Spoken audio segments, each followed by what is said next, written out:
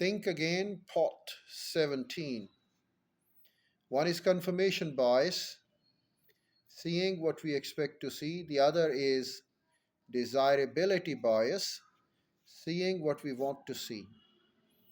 These biases don't just prevent us from applying our intelligence, they can actually they can actually convert our intelligence into a weapon against the truth. We find reasons to preach our faith more deeply, prosecute our case more passionately, and ride the tidal wave of our political party. The tragedy is that we are usually unaware of the resulting flaws in our thinking. My favorite bias is that I'm not bias, in which people believe they're more objective than others.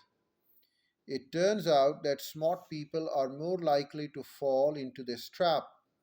The brighter you are, the harder it can be to see your own limitations.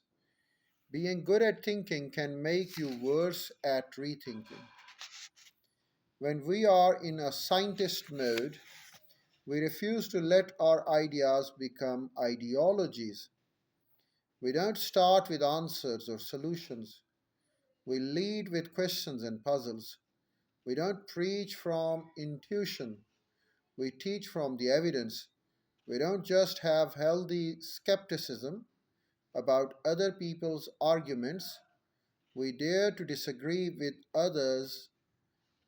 Dare to disagree with our own arguments.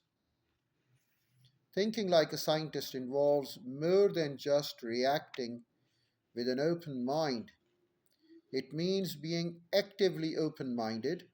It requires searching for reasons why we might be wrong, not for reasons why we must be right, and revising our views based on what we learn.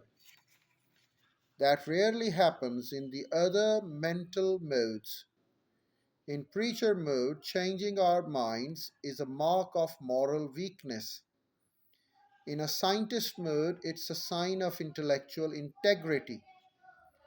In prosecutor's mode, allowing ourselves to be persuaded is admitted defeat. In scientist mode, it is a step towards the truth. In a politician mode, we flip flop in response to carrots and sticks.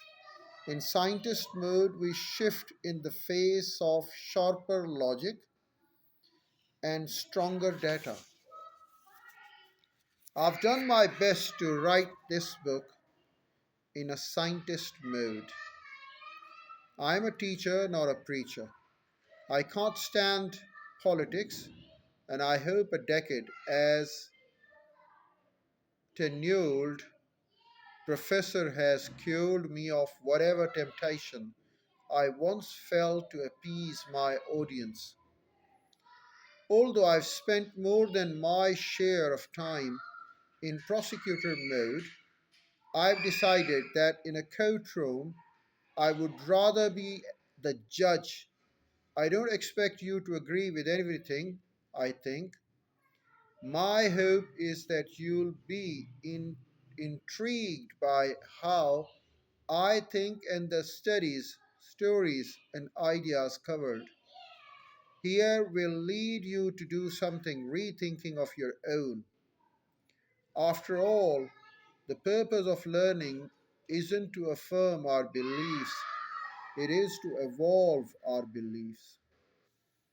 Beliefs I stand by. Well, data that goes against my opinions, that is the least one. And next, the intent scientific individuals, that is greater one. Unconventional thinking, that is the lesser one. New evidence, that's still the little one. And what I have at the most is that thing I heard from my friend's brother in 2006. It leads the graph.